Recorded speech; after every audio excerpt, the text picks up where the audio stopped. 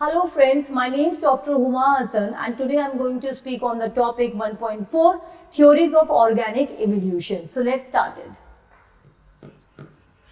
So guys, when we are discussing theories of evolution, so there are first thing we need to understand. So first thing first, evolution means, according to Herbert Spencer, Herbert Spencer was English philosopher who had given us a very important concept, survival of the fittest, and he explained evolution as historical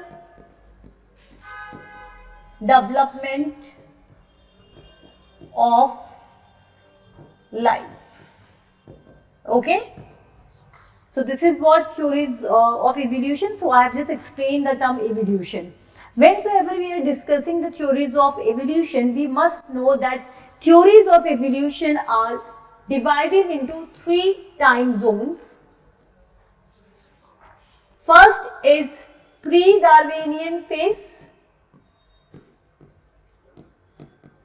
So pre-Darwinian phase means theories which was there before the time period of Darwinian. So Darwinian is who? Charles Darwin.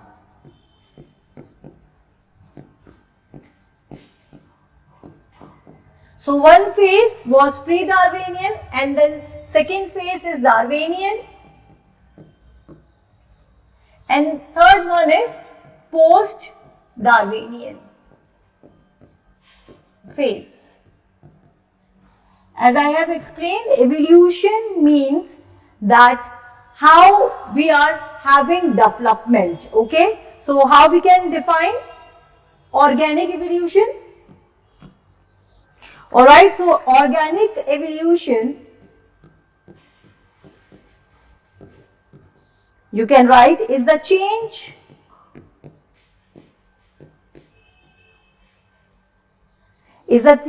that take place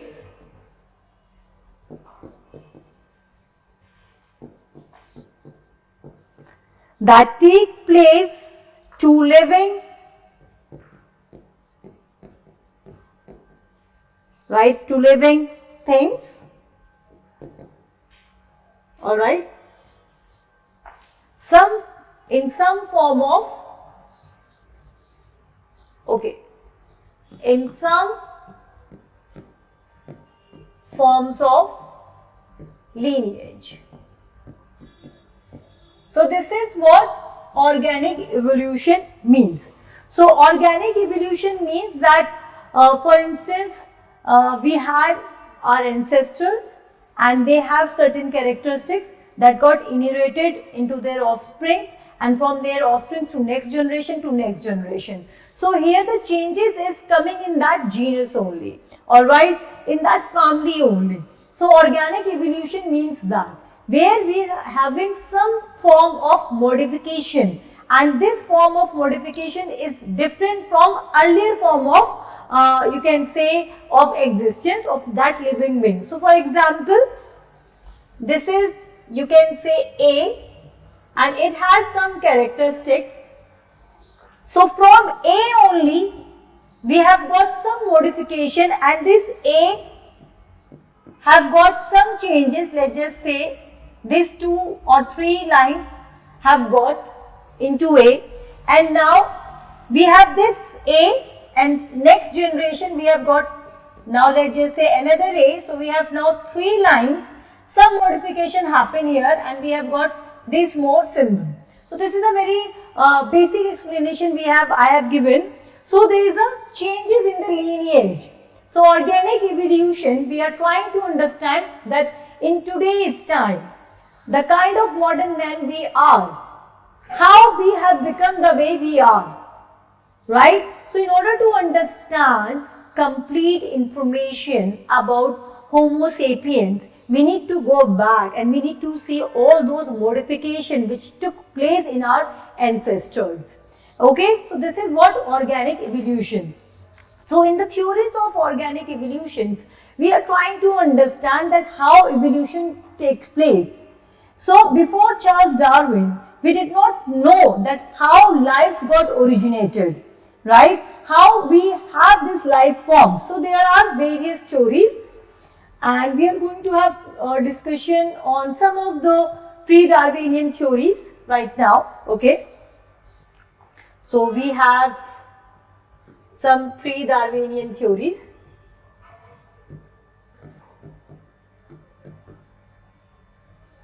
So one of the very popular theory which is supposed to be given to us by Aristotle. However, I do not know the claim, how far it is correct, but the theory which was earlier existing and we generally believed on this, it was a theory of spontaneous generation.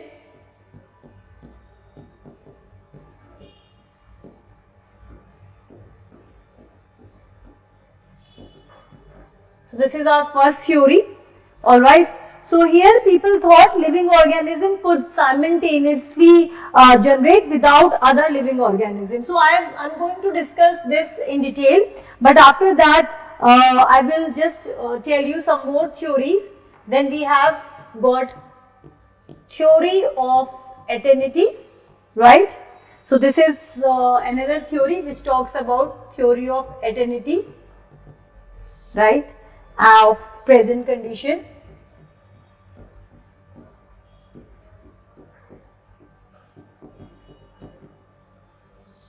Then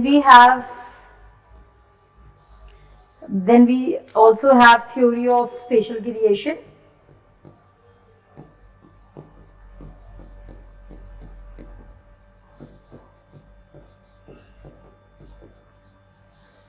And also we have theory of catastrophism.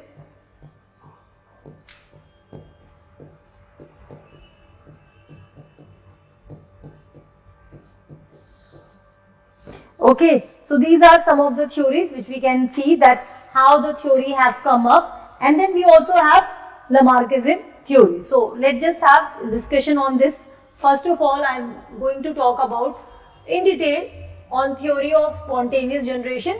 So let me just give you some basic information about these four theories.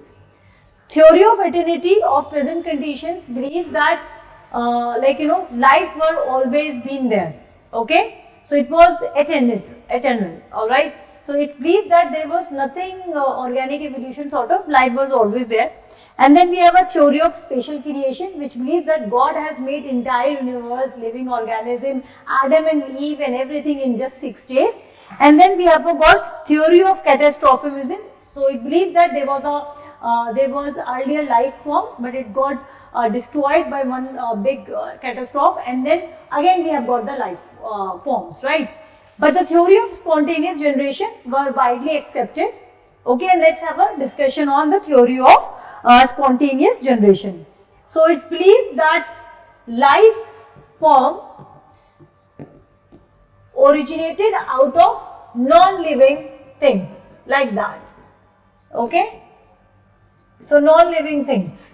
So there was no organic things needed, and however this particular, I would say, theory was challenged by various thinkers. So first of all, it got challenged in 1668 by Francesco. Okay, Francesco Redi in 1668, and then by Lazzaro, okay, then Lazzaro Lanzani, okay, they both rejected this theory, and finally by Louis Pasteur. Okay, so I am going to discuss Louis Pasteur.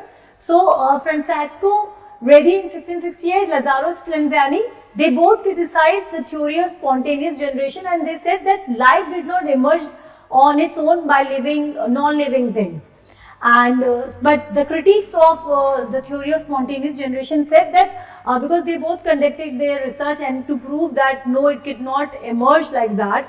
So they said that in that research there was no air which you have given in order to see that how maggots got created. So there was an experiment conducted. For example, these people have took a piece of meat, for example, and cover it out, and then there was no life there, right? So they said, so there was no maggots, so air was not there, so something, because microbes could not enter into the air. So it was challenged, and they still used to believe that no theory of spontaneous generation was the one.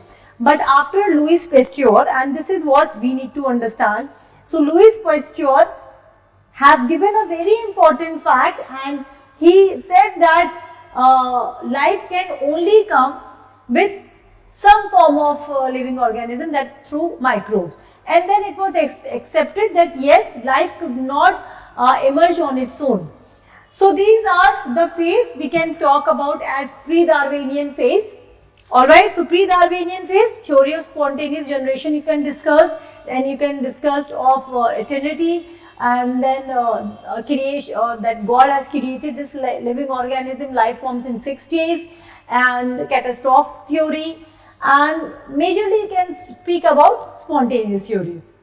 So after this pre-Darwinian phase, right, we do have one very important theory given to us by Lamarck, okay, Jean-Baptiste Lamarck, alright. So Lamarck theory was widely accepted after theory of spontaneous generation. So let's have a discussion on Lamarckism. So Lamarckism is a very important theory, and it is one of the important theory in pre-Darwinian phase given to us by Jean-Baptiste Lamarck,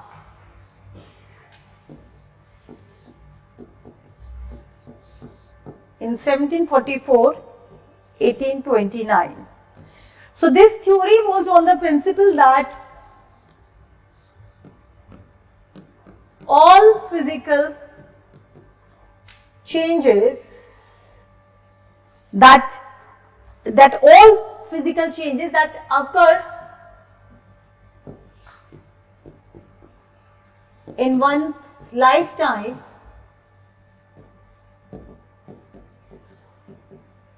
get passed on, or it gets inherited by their to their offsprings, to next generation. Okay, so this is basic information given to us by Lamarck, Jean-Baptiste Lamarck, and Lamarck sees how the characteristics which is passed on from generation to generation to generation, how it has come up. As I said, that after theory of spontaneous generation, Lamarck theory was widely accepted, and Lamarck said in a very scientific manner that in order to live one life in their lifespan, and whatsoever changes they adapt in order to survive in that environment, it gets passed on to next generation. So for instance, right now, if I want to survive in coldest temperature, right? So I have started I have started wearing, or in order to adapt ourselves, I'm covering myself, all right, or I'm using some more use of my of any organs of mine, all right. So that one adaptation will transfer to next generation. He had given various examples. He had given the example of very famous of giraffe. He said that earlier giraffe did not have that long neck, so they were like just like in horse, okay. But in order to survive, because there is a challenge of food and all, they have started eating and they have started using their neck, and because of this adaptation modification, which horses adapted at that particular point of time, it got inherited by their offspring. So it simply says, for example, now in order to survive, for example, humans do not require tails. So now I do not have tails anymore.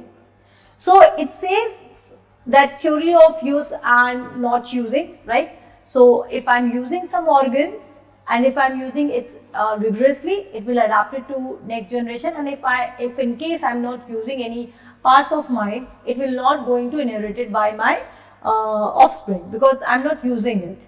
So it is one of the 4 components which I'm going to discuss about it, right? So let me just tell you about the 4 propositions. Let me just give you. Lamarck theory has 4 propositions.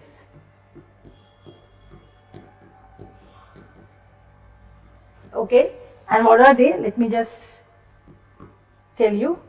Change through use and disuse. I'll explain this the way I have explained right now. Second thing is organisms driven to complexity.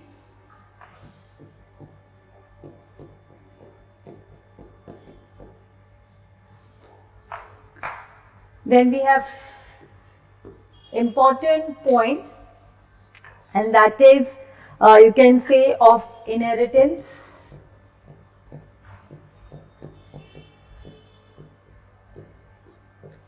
Acquired character. All right, and then we have effect of environment.